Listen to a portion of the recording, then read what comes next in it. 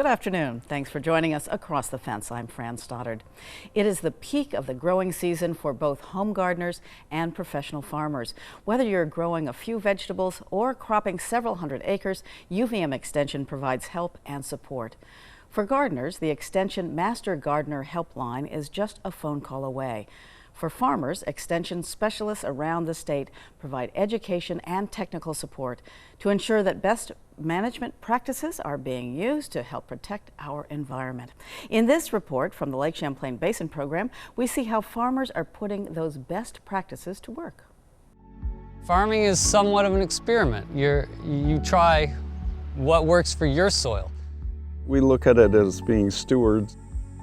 As long as we're being good stewards, that's a great thing. Significant reductions of phosphorus inputs from farms are needed to achieve the goals of the Lake Champlain Phosphorus TMDL. Forward-thinking farmers have managed their lands in a lake-friendly way for generations. This legacy of stewardship has been bolstered recently with new management practices that are helping to reduce the amount of phosphorus entering the lake. We're here in Johnson, Vermont. We do about 30 to 35 acres of organic vegetables. We're involved in a program to cover crop, to try to keep our soil organic matter stabilized, because if you don't cover crop, what you end up finding is that no matter how much compost you put on, with all this tilling that you're gonna need to do, you'll still be losing organic matter in the long run. Most of our in-between row stuff is gonna have the cover crop. You're gonna keep your crop healthier, your yields are gonna be higher, your disease pressure will be lower, and we're reducing any chance of erosion. We've been here since 1985. I work with my wife Eugenie and my son Silas. We have 280 acres or so. We grow small fruits and vegetables and a lot of hay. We've worked hard to try to make a sustainable business here. So we now have 3 hoop houses. The hoop houses are a real blessing, whether it's dry or incredibly wet like last year was. A hoop house, you can regulate the moisture and you can regulate the fertilizer. And it also means that you're not losing excess nutrients into the brook, which hopefully helps us all.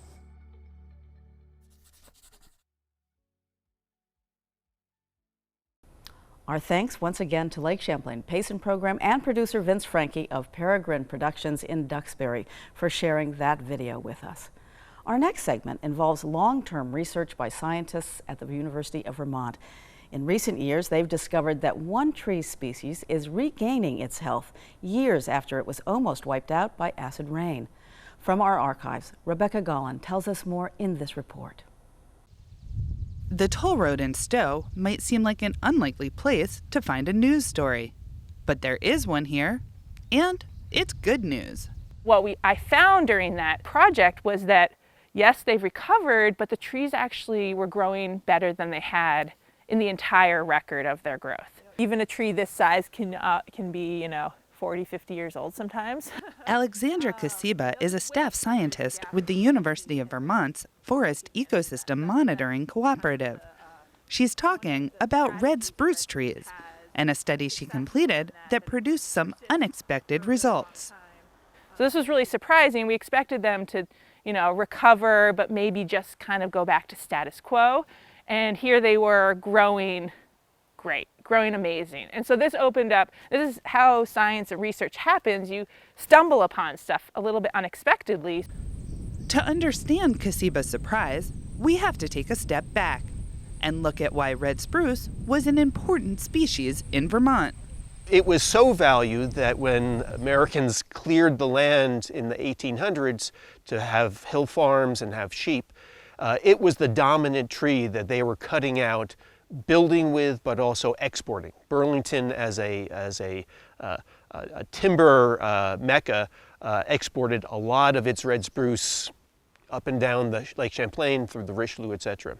So it was a species that kind of loved to death. Paul Schauberg is a forest health and productivity specialist with the U.S. Forest Service. He comes in to investigate when there are unexplained or unexpected changes in tree health. tree species suddenly starts to decline. The crowns are dying or its growth is going down, and we can't figure out why. It's not insects on the tree or something. Then we start doing studies to try to evaluate what's going on, why, and can we correct that? Schauberg has been studying red spruce trees here in Vermont for decades. Red spruce, from a human standpoint, is an amazing tree. It has a straight stem. It grows very well normally. It has very strong, lightweight wood. It's great for construction, but it's also really great for making musical instruments. In the 1970s, researchers noticed that the red spruce that remained, mainly at higher elevations on mountains and hillsides, were dying. But that wasn't the only thing going on then. That decline coincided with when we first realized that the precipitation coming down, rain, snow, and fog water, was very acid. This had been discovered in Europe, where industrialization happened much earlier and pollution standards were pretty much non-existent.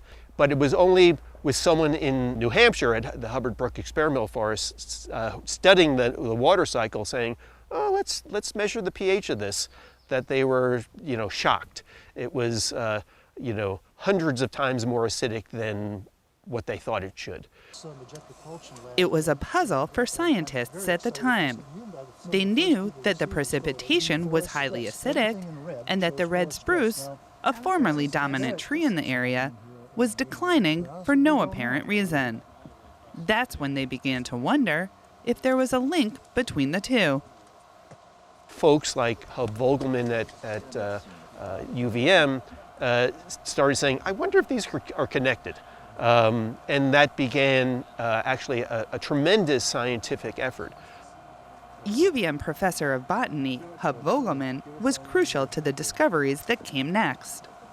To begin with, Hub, just how serious do you think the acid rain problem is?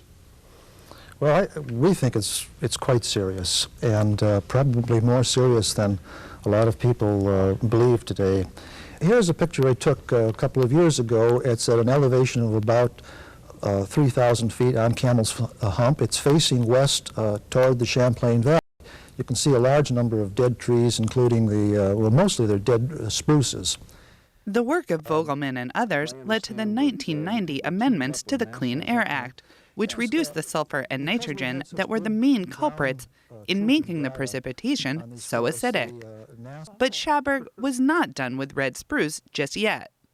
We kept looking at red spruce. So we actually, in the 1990s and early 2000s, figured out what was the mechanism. What was it about acid deposition that was reducing the cold tolerance of red spruce and making it susceptible to freezing injury. It was the last piece of the puzzle about why the red spruce was so affected by acid rain. The key was calcium, which the acid deposition leaches out of the soil, leaving the tree more vulnerable to the cold. A massive winter injury event in 2003 further damaged Vermont's red spruce population.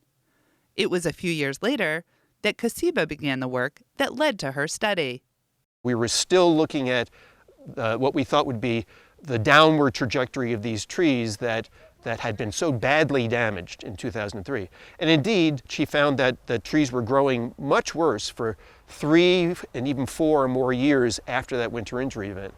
But she studied that far enough away from that big event that even though there was this decline for years, then the trees rebounded and they started growing better and better, so that they were growing the best they ever had in their entire lives. And that was shocking. I was looking at that. Why is this happening? What are the climate, environmental reasons that could explain this growth? Is just happening in some plots? Is it because of our complex land use history? There's so many different factors that affect growth. And so taking a large number of samples, so looking at a lot of trees, over 700 trees, a large range of sites, so we're not just looking at one state or one location, so it kind of tears out all that variability. And then doing a lot of statistical processing, we can actually look at what climate or environmental variables explain that growth increase. Working with collaborators from around New England and New York, Kasiba looked at samples from over 50 sites. She found that lower amounts of acid precipitation were pivotal to the renewed growth, along with the unique ability of red spruce to use the weather to its advantage. It has this ability to photosynthesize in the winter when it's somewhat warm, when we have those January thaws, or it can take advantage of if we have a really mild fall and all the sugar maples and the red oaks have lost their leaves. Suddenly these conifers are just sitting there. Red spruce has this ability to then take advantage. Well, this is certainly good news for the red spruce. The work of these researchers is not done. We now have a remarkably good understanding of the trajectory and the niche of red spruce, a very important species, but red spruce grows in a forest with lots of other species. And one obvious question that comes up is, so red spruce is doing all right, what about these other trees? It's a great story for right now, and we don't know what the future will hold for red spruce and for other trees in our forest, and that's why we continue to research these things and look at growth, look at physiology, look at how climate and environmental factors are affecting these trees, because we need to understand those dynamics to predict future changes and what will happen. It's a good news story for now, but the ending still isn't written. And that's why these researchers don't plan to stop until all of their questions are answered. In Stowe, I'm Rebecca Gollin with Across the Fence. And that's our program for today. Once again, thank you for joining us across the fence. I'm Fran Stoddard. Stay well.